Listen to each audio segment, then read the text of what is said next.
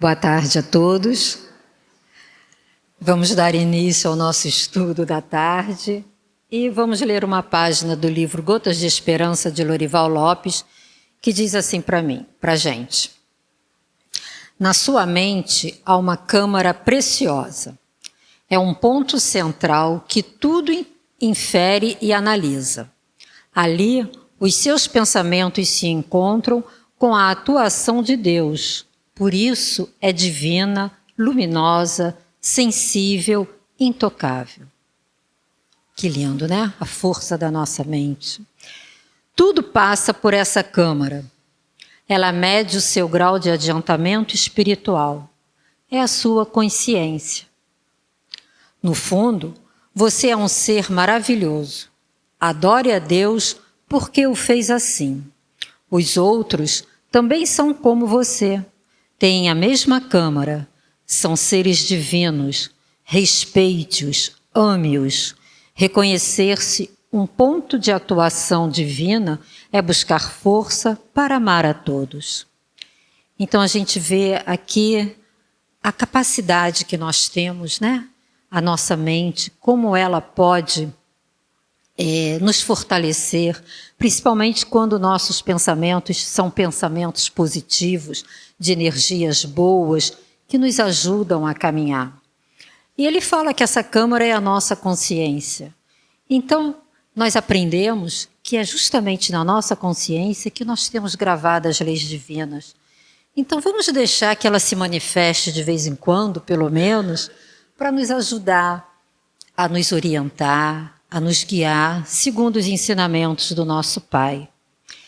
E lembrar que todos os nossos irmãos, todos nós que estamos a caminho, temos essa câmara e todos estamos aprendendo. Então, olhar o nosso irmão de caminhada com o mesmo respeito, com o mesmo carinho que nós queremos ser olhados.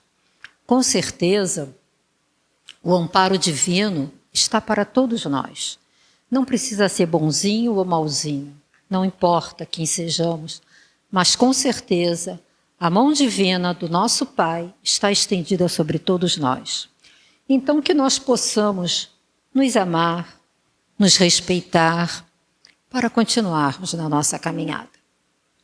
E aí nessa tarde especial aqui, reunidos nessa casa que sempre nos recebe com tanto amor, com tanto carinho, nós vamos estamos iniciando a nossa reunião da tarde, pedindo ao nosso Mestre amado a proteção divina, aos mentores da casa, aos trabalhadores espirituais que tanto nos atendem, estão sempre junto de nós, aos nossos mentores, nossos anjos guardiães, que possamos ter uma tarde abençoada, iluminada, e que as bênçãos do Pai esteja sobre todos nós.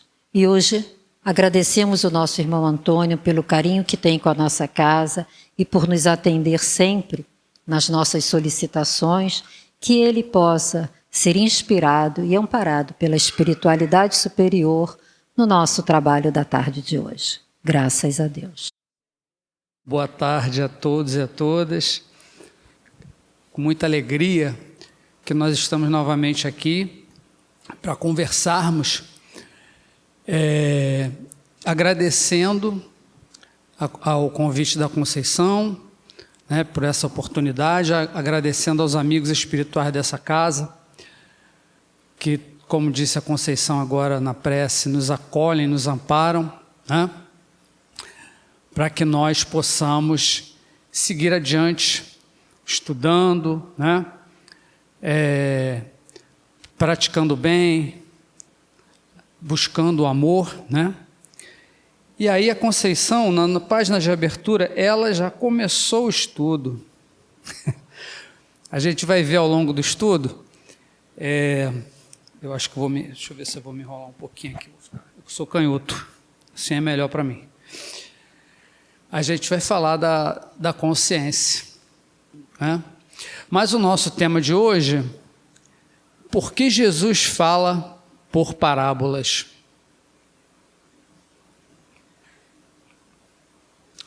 Então, primeiramente, a gente separou a origem e o significado da palavra parábola. tem uma palavra de origem grega, né? No original, parabolé. É uma narração alegórica que envolve algum preceito moral, alguma verdade importante. Comparação desenvolvida em uma história curta. Então, a parábola é um recurso muito utilizado naquela região do Oriente Médio. Jesus não foi o único que a utilizou. Ela é uma narrativa que contém, como diz ali na definição, um preceito moral, um ensinamento moral, né? É curtinha. E além disso, na nossa pesquisa, a gente percebeu que a parábola ela tem uma construção diferente das nossas narrativas. Por quê? Se a gente pedir a qualquer aluno, qualquer estudante, qualquer pré-universitário para escrever uma redação, e der um tema, ele vai escrever essa redação utilizando uma introdução, depois o meio e no final a conclusão. Isso não acontece com as parábolas, na maioria delas. Normalmente, elas são circulares, elas têm normalmente 7 estrofes ou 7 atos, elas são bem curtinhas, né? E a conclusão da parábola está no meio, né? Está no centro, no centro desse conteúdo, né? E todas as partes se interligam. Se a gente analisa a parábola do samaritano, por exemplo, a gente tem, iniciando a parábola, um personagem que vem descendo a estrada na montanha, né? Esse é o início. Então ele é assaltado e agredido, né? Ele fica quase que nu ali na estrada. Quem vem depois? O sacerdote, né? Vem o sacerdote, passa, olha, por uma série de motivos pessoais, não para, não atende, segue. Logo a seguir o sacerdote vem o levita, que é alguém que também trabalha no templo. Também passa, olha e vai embora. Então já temos aí duas etapas. 3 etapas. Quem vem a seguir na 4ª etapa? O samaritano, que é um estrangeiro, né, que é a pessoa odiada pelos judeus, aquela história toda, mas é a pessoa que vai socorrer aquele irmão ali que ele não conhece, né? Vai socorrer esse irmão. E aí a gente chega no ápice, né? O socorro que ninguém deu. E o que ele faz a seguir? Ele pega aquele irmão que está ali ferido e o socorre, retira ele dali, faz o que o sacerdote não fez, né? Depois ele vai pegar e vai levá-lo até uma estalagem, né? Vai fazer o que levita não fez. E por fim, ele vai dar o auxílio material necessário, ou seja, ele vai restituir aquele irmão ali na estalagem, vai dar um dinheiro para o dono da estalagem, vai garantir que ele tenha o socorro necessário, assistência, restituindo lá o que aconteceu no início. Ele foi roubado, né? Aquele irmão foi roubado e foi agredido. Então, olha só, tudo ali tem, naquela história, naquela narrativa, tem um fechamento, né? Bom,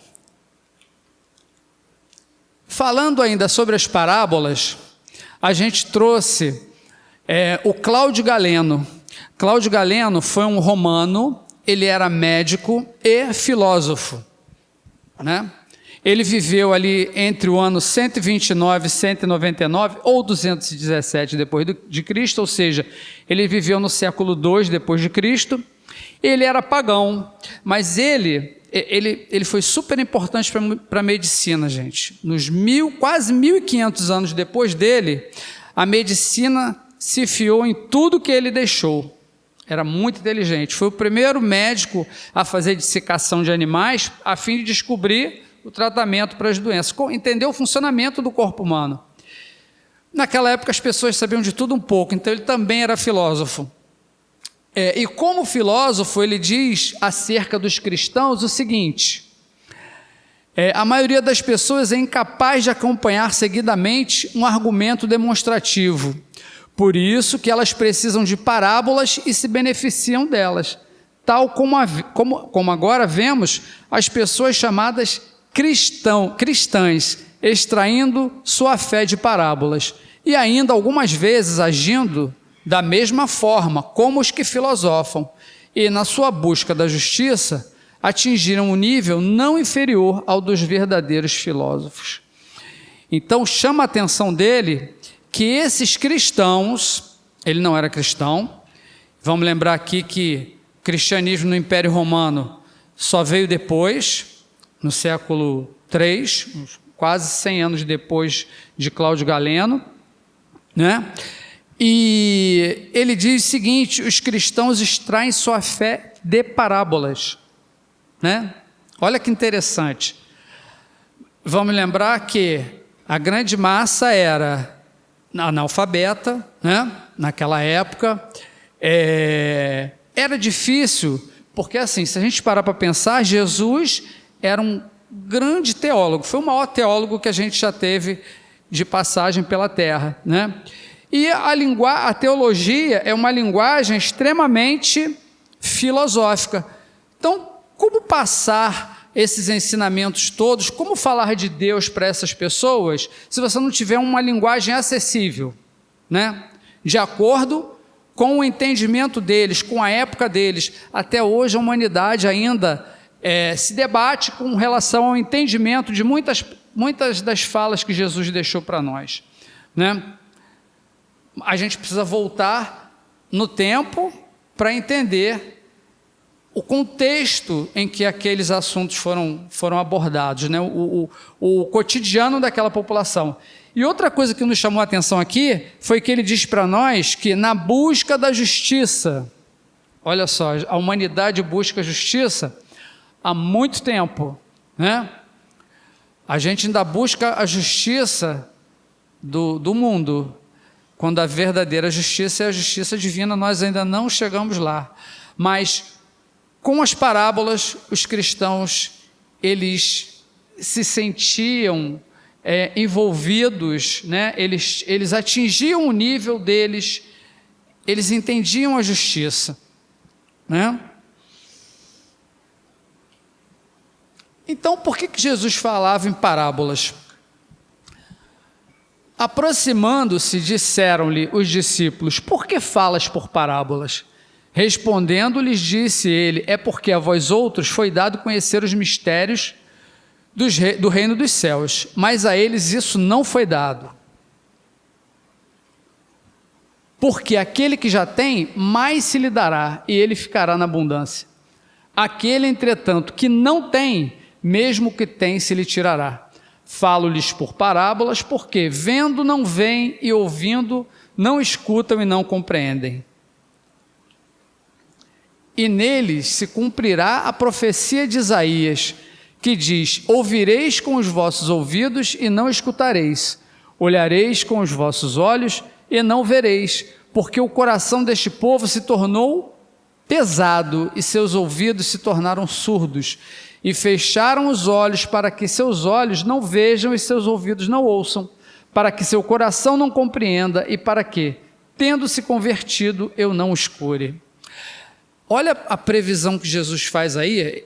Ele está falando daquela época, ele está falando de toda essa trajetória nossa da humanidade, porque nós ainda, eu lendo isso aqui, me lembrei, a gente estava até comentando com o Ricardo, né? Estava comentando com o Ricardo a respeito da pandemia, né? E assim, a gente viu as pessoas, da pandemia para cá, a gente viveu tempos difíceis, né? E a gente viu tantos corações endurecidos, né? A gente viu as pessoas assim, mudando a sua postura. Eu estou vendo tanta coisa difícil, não vou me envolver mais, sabe? Eu não vou ajudar, eu ajudava, não vou ajudar mais, né? Justamente temos que fazer o contrário, né? A gente precisa não se deixar tocar por essas coisas do mundo. Ao longo do nosso texto a gente vai falar dessas influências do mundo que nós recebemos. E o que nós precisamos buscar para que a gente siga, para que a gente evolua espiritualmente, né?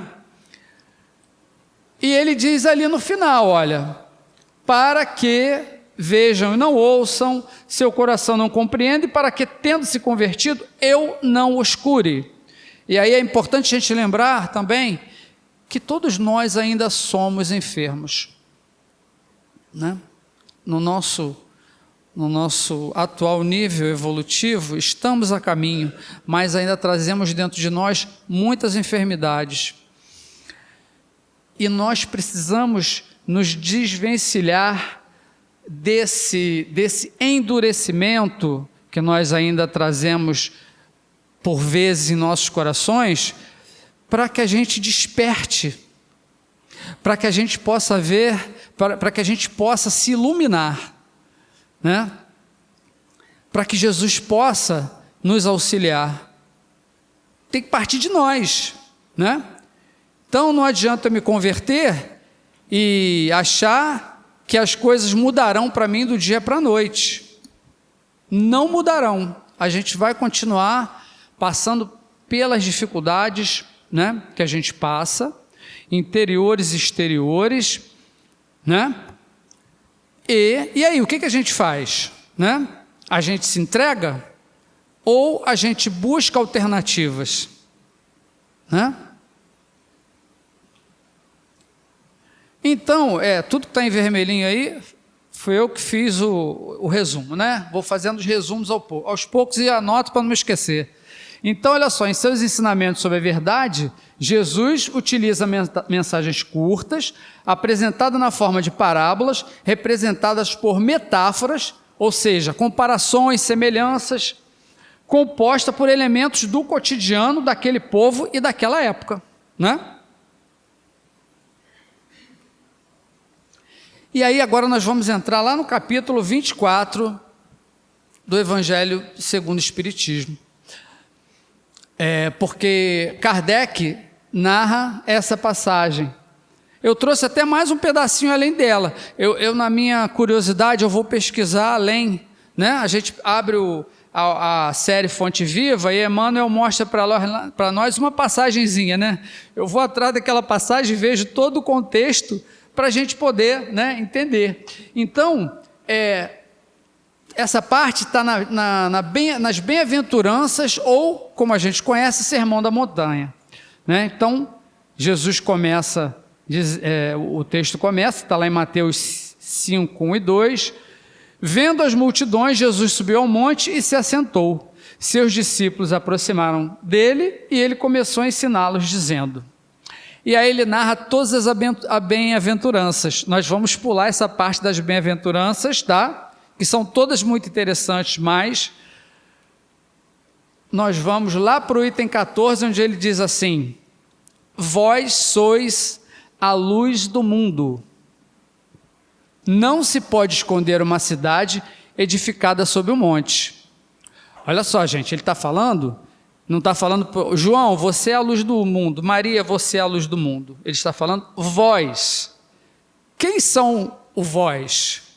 É toda a humanidade. Todos nós somos a luz do mundo. Olha só, né? Não se pode esconder uma cidade edificada sobre um monte. Impossível, né? Uma cidade cheia de construções, você não tem como esconder aquilo ali. E ele segue, ele não para por aqui não, ele diz: ninguém acende a candeia para pô-la debaixo do alqueire. Põe-na ao contrário, sob o velador, que é o candeeiro, a fim de que ilumine a todos os que estão na casa. Aí, a gente trouxe aqui, para a gente entender, vamos identificar cada elemento dessa fala de Jesus, porque essa candeia, na minha época de criança, a gente chamava de lamparina, né? Era um recipientezinho que você abastecia o óleo embaixo, tinha aquela capinha, né, de vidro, aí você tirava, acendia, quando faltava energia, era o que a gente tinha para acender. Quem é da minha faixa etária, azeite ou óleo, né, óleo de cozinha. Eu peguei isso, tá? Querosene, também, querosene, mas ele funcionava com óleo e com azeite. Então, essa pecinha de barro em que a gente abastece, né, para iluminar. O que é o alqueire? O alqueire já está mais difícil, mas vamos lá. O alqueire é esse cesto de vime que no interior do nosso país a gente ainda vê alguns animais de carga com 2 cestinhos, um de cada lado, né? É esse cestinho aí, e que era muito utilizado lá na antiguidade como unidade de medida de grãos, né? Também podia ser naquele contexto um recipiente de barro onde cabiam 35 litros de óleo ou azeite, que também era usado como combustível, né? O combustível do Oriente Médio, naquela época, e até os dias atuais, se a gente for parar para pensar, ainda é o azeite, né? Que é uma região rica em oliveiras, né? Então eles usam muito azeite.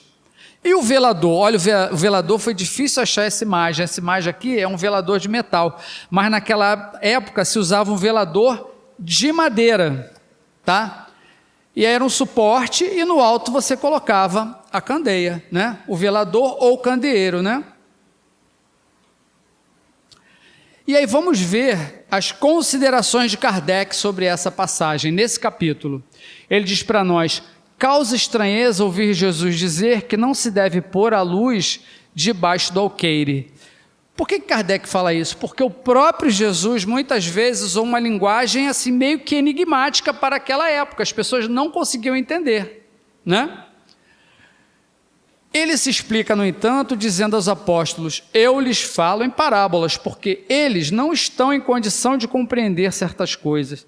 Eles veem, olham e ouvem, e não compreendem. Assim, dizer-lhes tudo, ao menos agora, seria inútil, né? Então ele diz que fala para o povo por parábolas. Na verdade não é só para o povo não, ele fala também para os doutores da lei, né? Ele fala, tem uma outra passagem agora que está me escapando aqui, é um doutor da lei que vai interrogá-lo acerca dos ensinamentos do amar ao próximo, né? E aí Jesus fala para ele, né, da lei, né, divina, e ele fala: mas quem é o próximo? Jesus responde com outra pergunta, né? O que diz a lei, né? Amar ao próximo, amar a Deus sobre todas as coisas e ao próximo como a si mesmo, né? Mas quem é o próximo? Ele, para provocar Jesus, né? E aí Jesus conta a parábola do samaritano, aquela que nós comentamos aqui, né? Então a gente vê que não era só o povo não, tinha muita gente instruída que Jesus também falava por parábolas, né? Todo ensinamento deve ser proporcionado à inteligência daquele a quem se queira instruir, porquanto há pessoas a quem uma luz por demais viva deslumbraria sem as esclarecer. Bom, aqui tem 2 questões nesse primeiro parágrafo aí, né? Primeiro, a gente tem que querer, né? Se todos nós estamos aqui vencendo as nossas dificuldades, né? Vencendo as dificuldades do mundo, é porque a gente quer, a gente precisa, né? Nós já nos conscientizamos disso. Agora, quando ele fala que há pessoas a quem a luz demais deslumbraria sem esclarecer, me fez lembrar muitos que chegam nas nossas casas espíritas deslumbrados. Emmanuel também tem uma lição sobre isso no Fonte Viva, né? Tem muita gente que chega deslumbrado, achando tudo lindo e maravilhoso, querendo participar de tudo, e daqui a pouco a chama apaga, né? Porque ainda não estão preparados, né? Não estão esclarecidos. Cada coisa tem que vir na época própria. A semente lançada à terra fora da estação não germina. Então, tudo tem o seu tempo, para todos nós, né? É bom a gente ter sempre isso em mente, porque às vezes a gente olha o outro, né, que está lá devagarinho, né, e a gente fica, mas por que não vai, né? Porque ele tem o tempo dele, ou ela tem o tempo dela, e aí, cada um a seu tempo. Todos, é a lei do progresso, todos vamos caminhar, né? Mas cada um a seu tempo. Chegados a certo grau de desenvolvimento, os homens procuram por si mesmos a luz viva, pesa-lhes a obscuridade, né? Então isso acontece com todos nós, a gente se cansa, né? E aí me lembro também de Maria de Magdala, tinha tudo ali, né? Tinha tudo materialmente falando, mas não encontrava o amor do mundo. E aí conheceu Jesus, e ali foi o divisor de águas para ela, né? Ela mudou completamente o modo de vida dela. Kardec segue dizendo: tendo-lhes Deus outorgado a inteligência para compreenderem e se guiarem por entre as coisas da terra e do céu, eles tratam de raciocinar sobre sua fé. É então que não se deve pôr a candeia debaixo do alqueire, visto que sem a luz da razão desfalece a fé. Gente, tanta coisa aqui importante, né? A gente precisa, primeiro, se guiar entre as coisas, né? Por entre as coisas da terra e do céu, né? Nós somos espíritos imortais, estamos aqui de passagem, né? Precisamos das coisas do mundo, mas não podemos nos deixar levar pelas coisas do mundo, né? Precisamos nos lembrar que a gente precisa, vou até antecipar aqui o que está lá mais à frente, a gente precisa se espiritualizar, né? A gente precisa buscar essa espiritualização dentro de cada um de nós, porque sem a luz da razão não tem fé, gente, né? No espiritismo a gente escuta muito, ouve muito falar de fé raciocinada, é o que nos diferencia. A gente tem fé no futuro porque a gente já tem um conhecimento, né? A gente já sabe, não sabemos exatamente de onde viemos, mas a gente sabe que teve uma origem, como espíritos simples e ignorantes, que estamos na trajetória, que temos erros e acertos, né? Que não estamos passando pelas situações que nós passamos sem motivo, né? Tudo tem motivo. Então, a gente tem fé, a nossa fé já é esclarecida, né? Antes de passar aqui, não se deve pôr a candeia debaixo do alqueire, né? Não vou seguir, porque acho que essa explicação está mais adiante. Pergunta-se, que proveito podia o povo tirar dessa multidão de parábolas, cujo sentido se lhe conservava impenetrável? É de notar-se que Jesus somente se exprimiu por parábolas sobre as partes, de certo modo, abstratas da sua doutrina. Lembra que lá no início a gente falou da questão filosófica, né? A linguagem filosófica é difícil, né? É algo que vai, assim, muito na abstração. Então, Jesus usava exemplos do dia a dia, ele usava a candeia, né? Ele usava o velador, ele usava uma linguagem que todos tinham acesso, tinha na casa de todo mundo, né? É de notar-se que Jesus somente se exprimiu por parábolas sobre as partes de certo modo abstratas, mas tendo feito da caridade para com o próximo e da humanidade condições básicas da salvação, tudo o que disse a esse respeito é inteiramente claro, explícito e sem ambiguidade alguma, né? E o que a gente não entendia, a codificação, né? O Consolador prometido revelou para nós, né? De algumas parábolas que ficaram durante muitos anos aí, cada um tirando o seu entendimento delas. Mais algumas reflexões para nós. Onde devemos acender a nossa candeia? Nós sabemos que cada um de nós é a luz do mundo, mesmo que essa luz ainda esteja, né, um pouquinho apagada, né? Outros já tem mais acesa, né? Mas todos nós temos. Então, onde que a gente acende a luz da candeia? Vou tentar responder, ó. Vamos lá.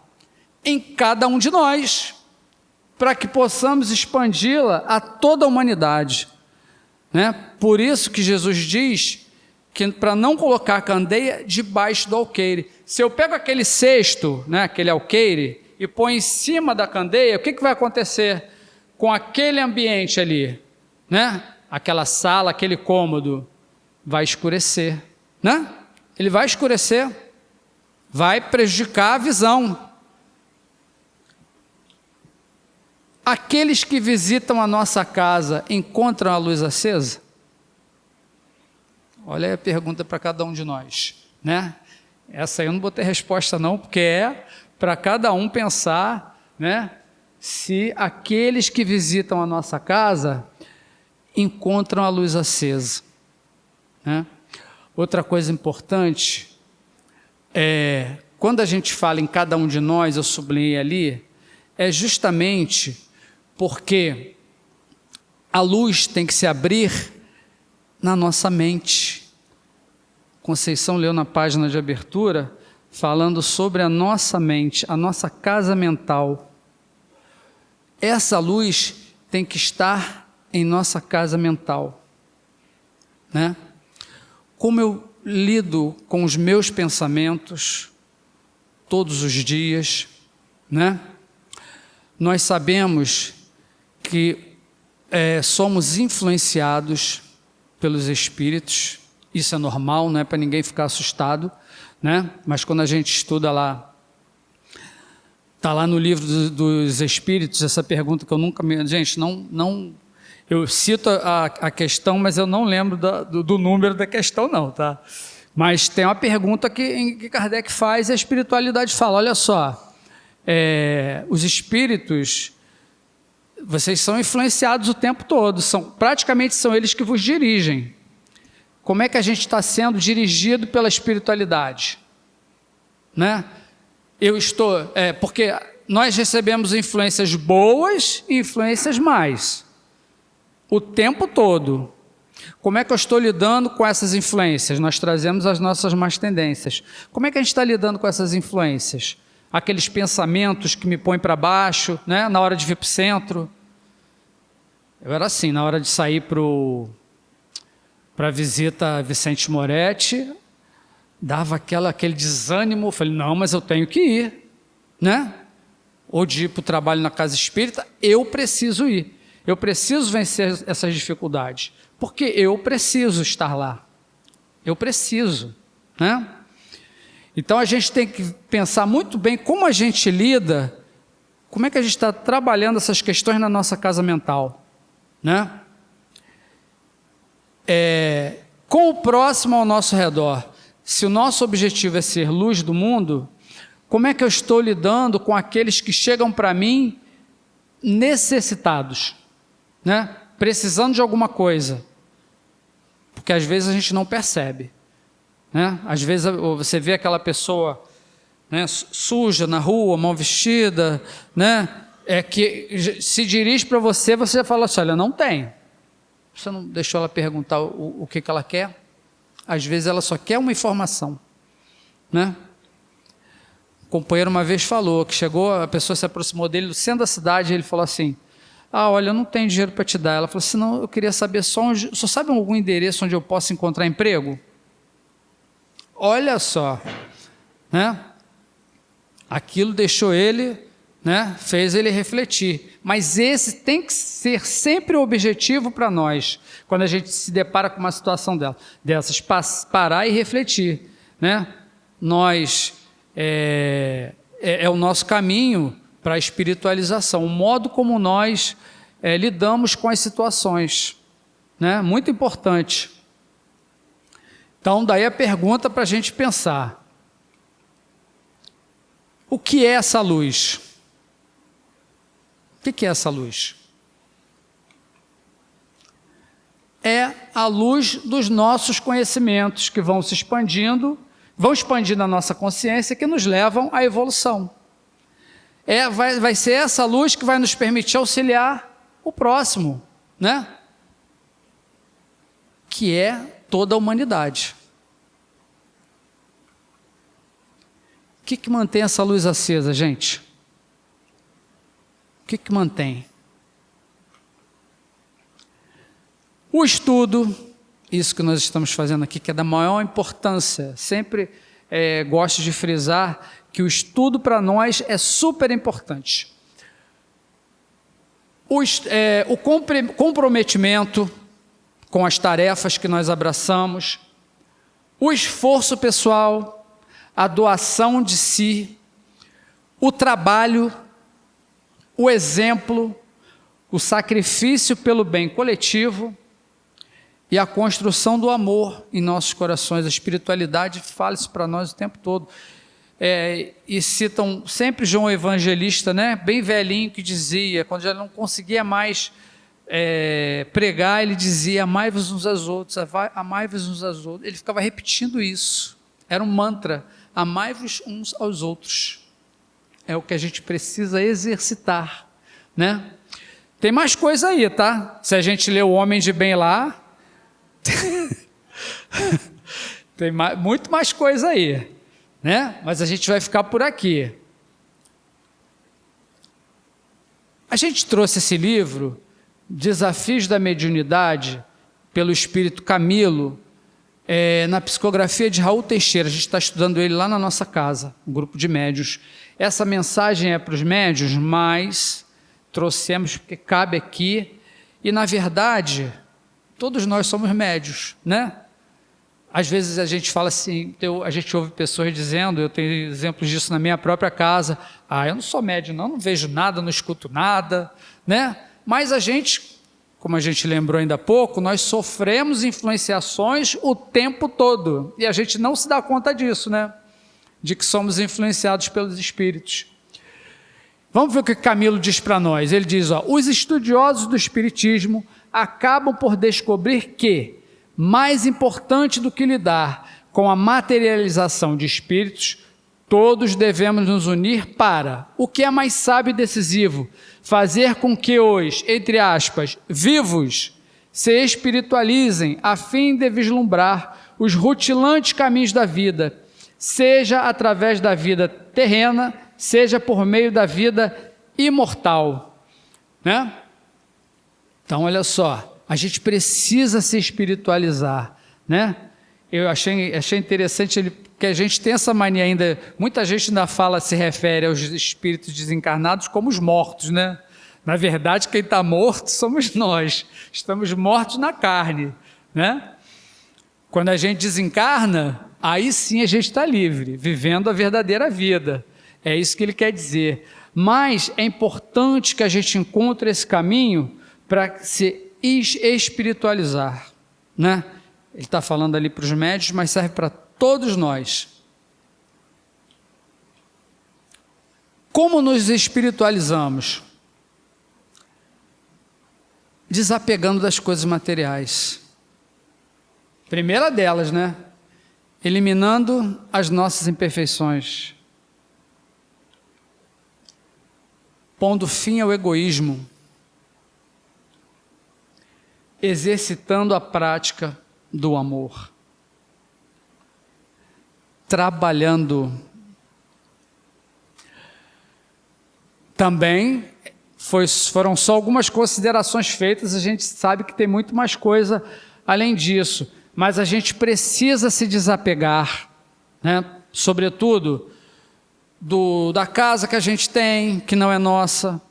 A gente está aqui, eu gosto sempre de lembrar disso, como usufrutuários, somos todos usufrutuários, né, das coisas que Deus coloca ao nosso dispor. O dia que a gente partir, não vamos levar nada além do que a gente fez.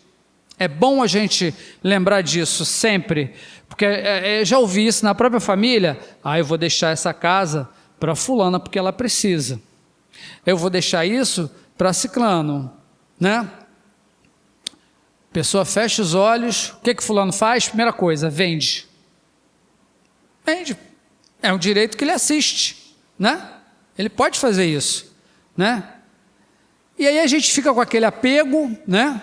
Às vezes a gente fica com apego até o ciúme, né? Aquele sentimento exagerado com relação à família, né? Com filhos, com netos, né? E a gente vai embora depois, ficam todos aí, né? Então é importante a gente pensar nisso, né?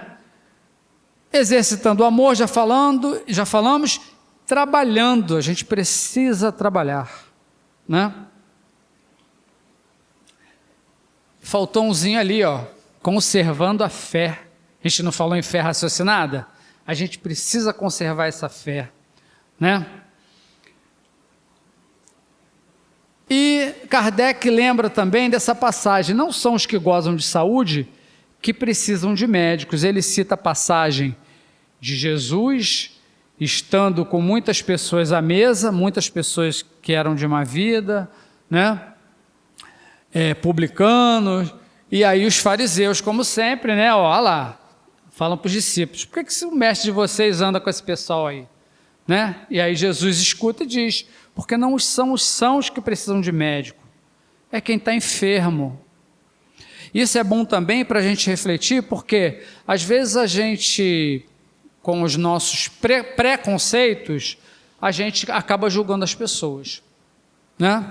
E é importante a gente lembrar que todos, como disse Jesus lá no início, somos a luz do mundo. Nesse momento, muitos de nós não estamos em condição de ser, mas a gente precisa ajudar essas pessoas, né? A gente vê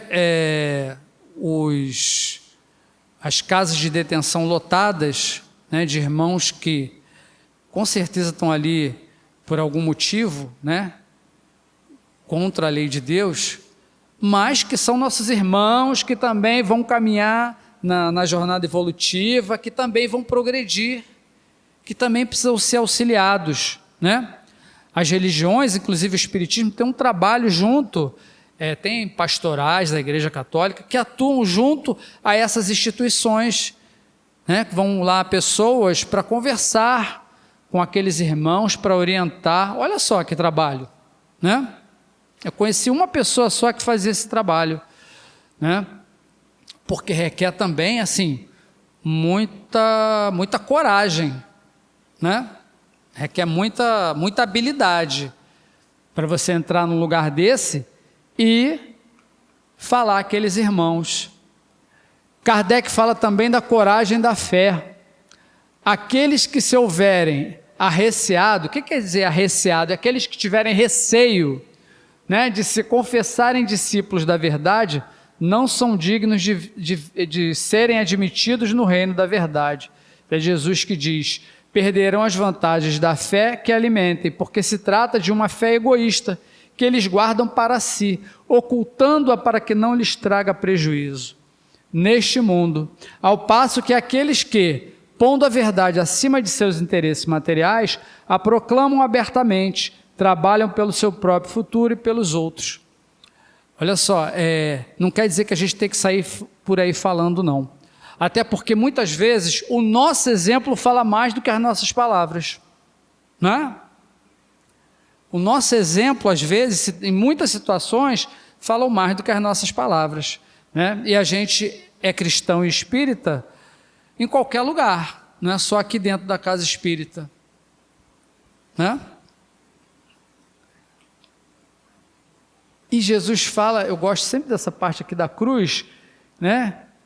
Carregar sua cruz, quem quiser salvar a vida, perdê-la-á.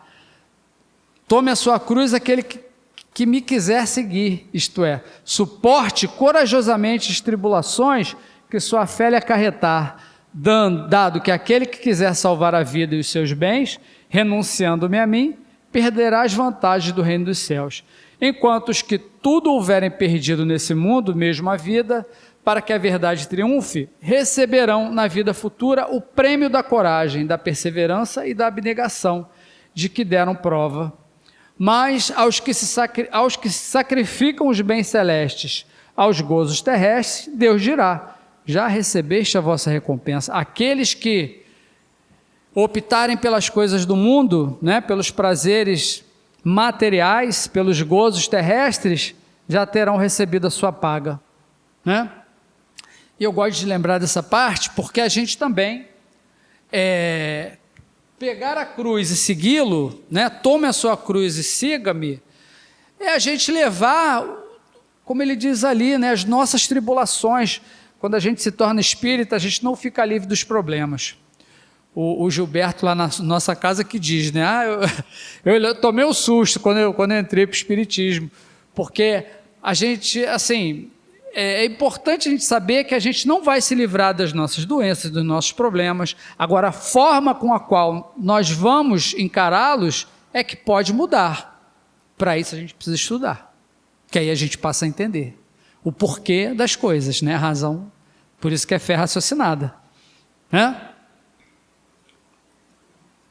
Também no livro Jesus e Nós, aqui é Bezerra falando para nós, ele diz: viver é a vossa oportunidade na atual existência de desvelar Jesus. Sede vós as estrelas da noite escura, o pão para diminuir a amargura. Jesus espera muito de nós, né? Gente, Jesus, eu tenho uma outra passagem também, do Fonte Viva, que tendes, é a passagem ele está fazendo o Sermão do Monte, e a multidão faminta, já era tarde, e ele preocupado que aqueles irmãos estavam ali sem alimento, e ele fala para os discípulos, antes falam para ele: Senhor, dispensa, porque a gente não vai ter como atender. Aí ele pergunta, olha só a pergunta de Jesus: que tendes? 5 pães e 2 peixes. Ele pede aqueles 5 pães e 2 peixes e ele multiplica. Todo mundo que estava ali se alimenta e ainda tem sobra. Essa é uma lição super importante para nós. A espiritualidade não faz nada sem o nosso auxílio, né? Na época da pandemia, quando a gente estava preso, né? Quantas vezes eu falei: poxa vida, eu vou sentar aqui, eu trabalhei em casa, né? Videoaula, e nos momentos de descanso me vinha à mente: abre um livro e faz uma prece. Leia uma página e faça uma prece. Para a espiritualidade utilizar da melhor forma que lhe aprouver, né? Porque quantos estão por aí nos hospitais, né? Acidentados nas ruas, em desespero, né? E a espiritualidade não prescinde do auxílio, do nosso auxílio, né?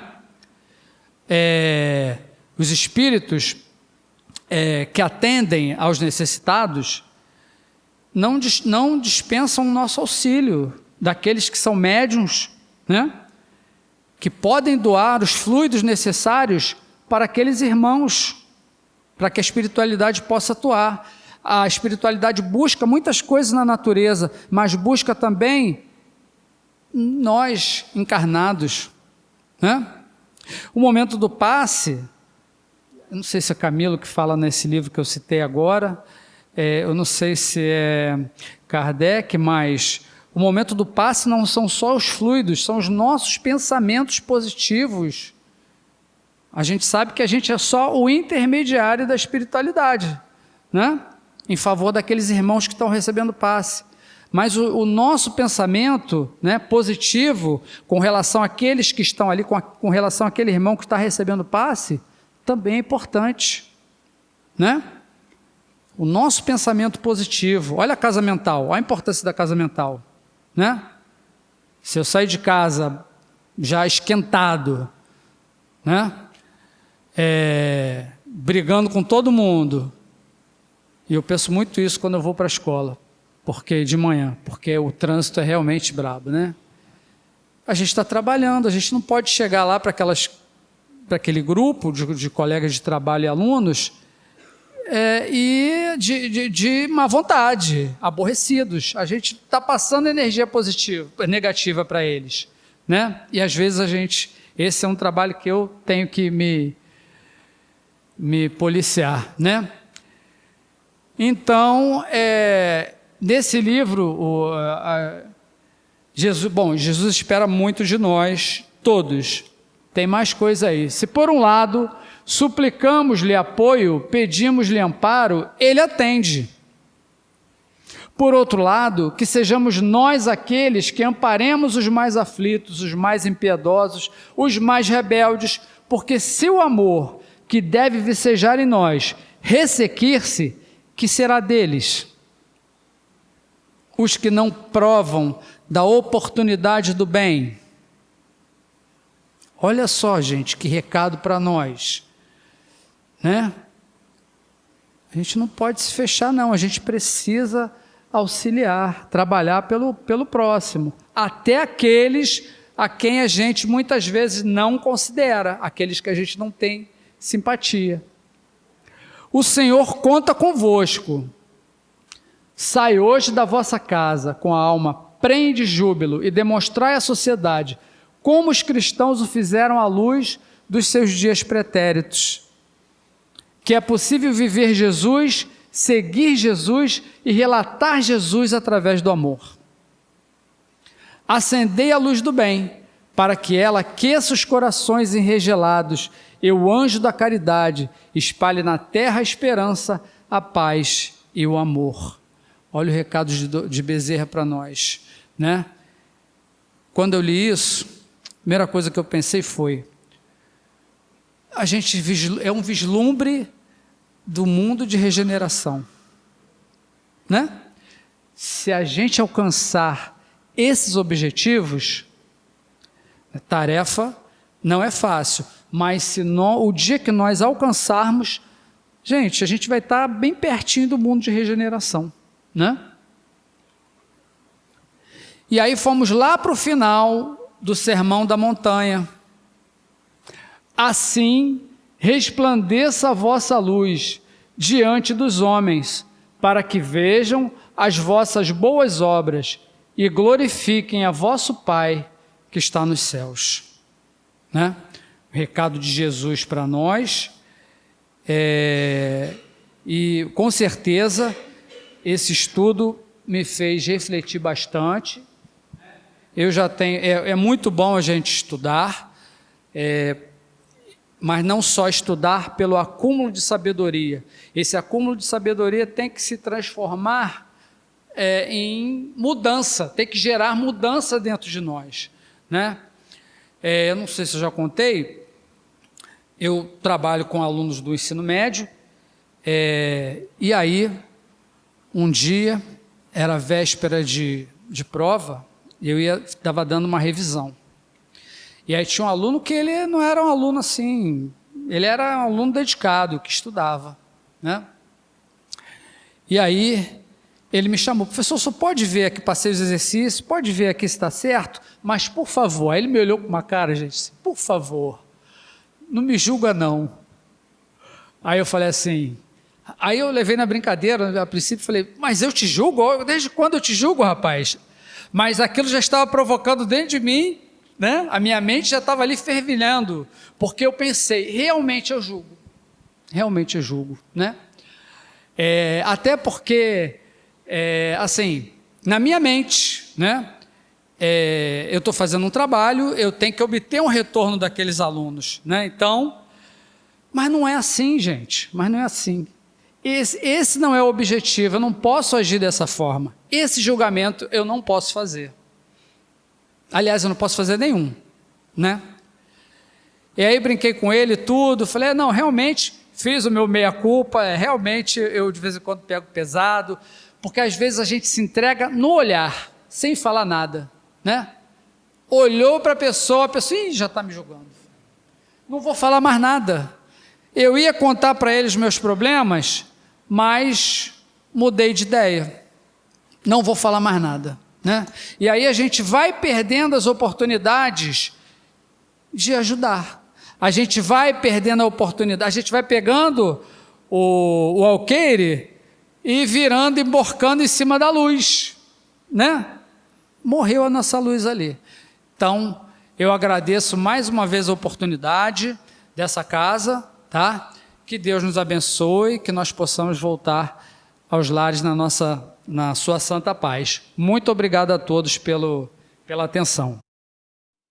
Que bom, né? Que escolhemos estar aqui nessa tarde para escutar essas palavras. Mais uma vez, essa importância de nós nos reconhecermos como a luz desse mundo, que nós possamos irradiar essa centelha que está dentro da gente para todos que estão à nossa volta, que nós possamos cada vez mais compreender as leis de Deus e, mais do que compreendê-las, viver de acordo com elas.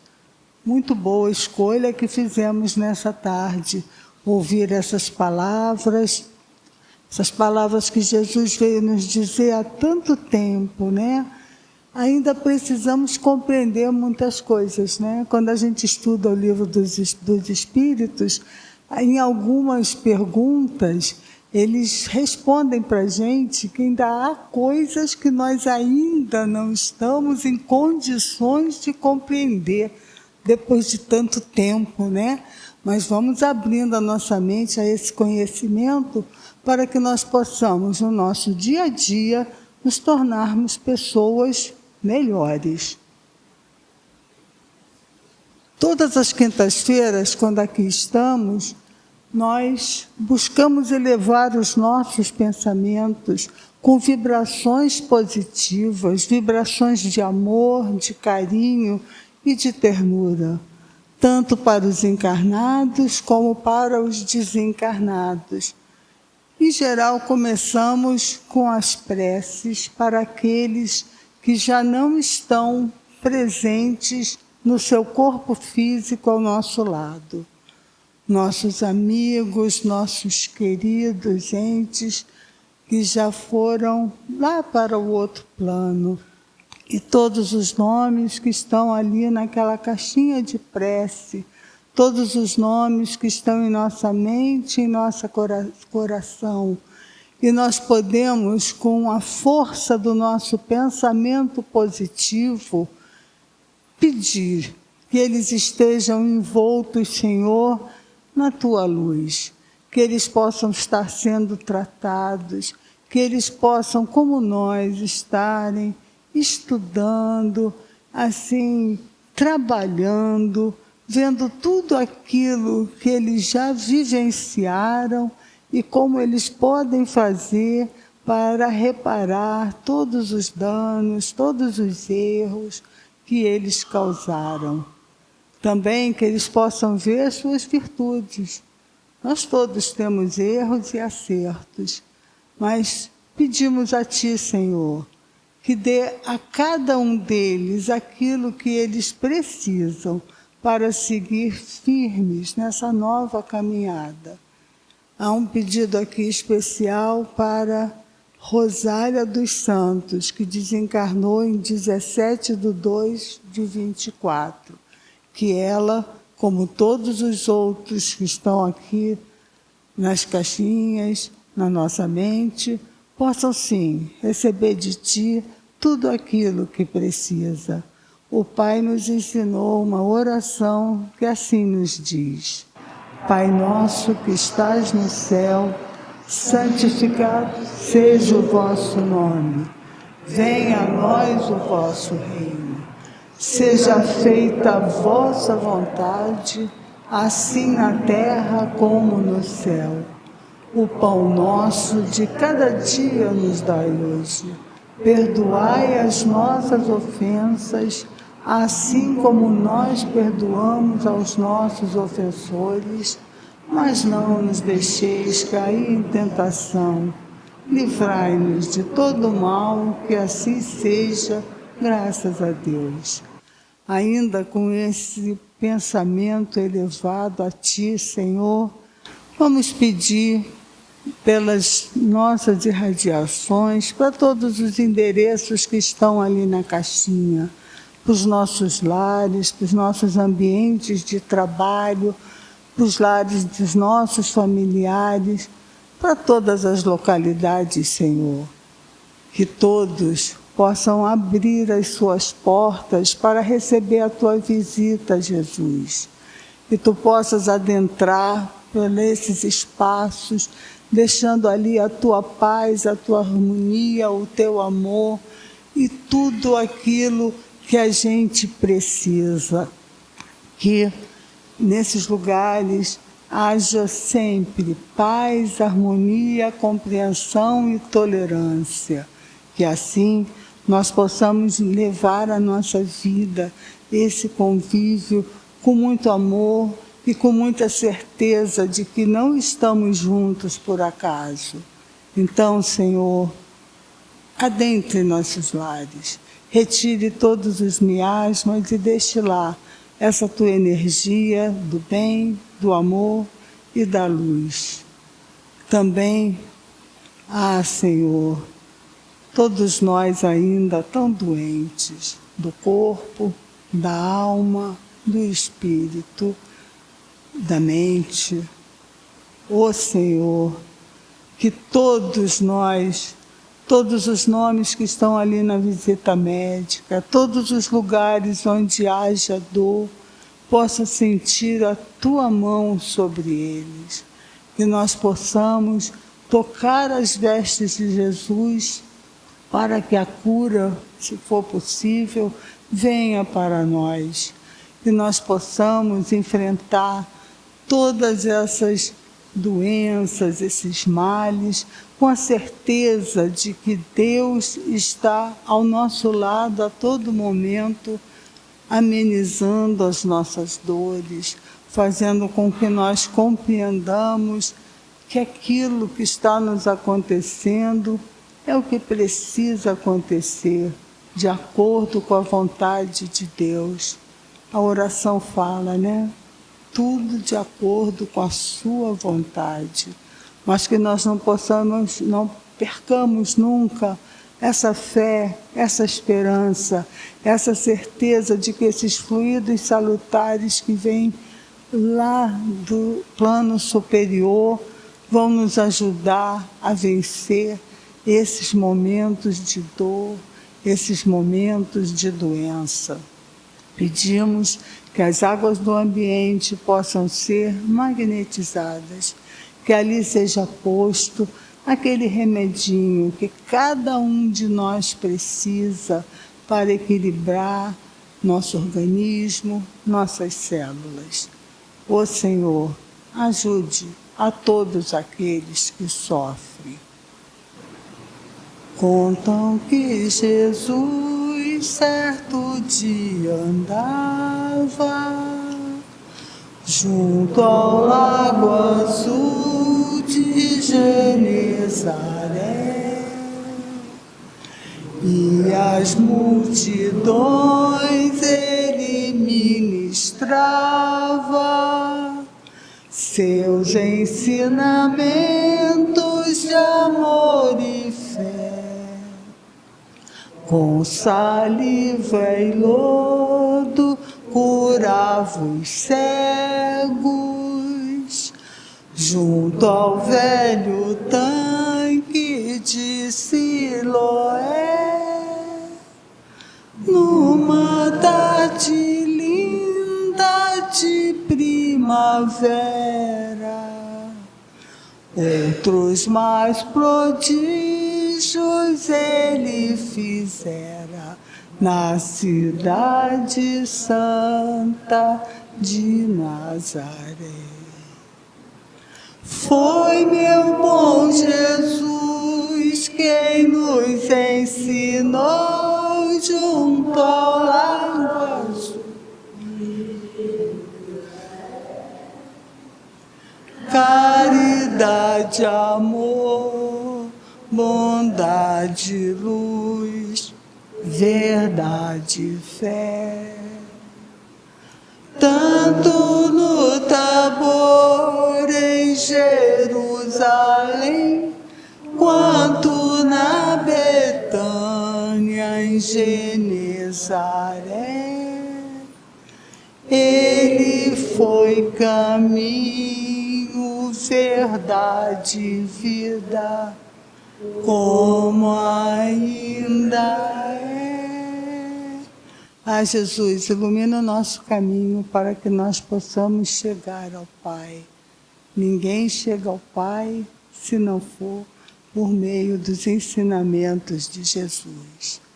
Nós ainda temos uma outra parte do nosso trabalho, pedir aos médiuns que se coloquem para que nós possamos receber aí do plano superior esse banho de luz que vai nos energizar, que vai fazer com que nós guardemos dentro de nós todas as energias que aqui captamos.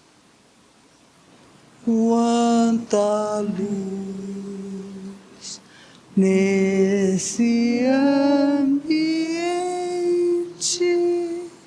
descendo sobre nós, vibrando em nossa mente. Quanta luz, quando assim em prece nossa alma cresce aos olhos de Jesus. Quanta luz, pois em oração a voz do Mestre fala aos nossos corações. Quanta luz descendo sobre nós. Quanta luz, quanta luz. Que essa luz que agora nos envolve nos acompanhe até os nossos lares, que nós possamos estar em paz contigo, Senhor, na certeza de que és nosso melhor amigo e que nunca te afasta de nós. Obrigado por essa tarde, gratidão por esse espaço que nos recebe com tanto carinho, que nós possamos estar de novo juntos na próxima quinta-feira. Que assim seja, graças a Deus.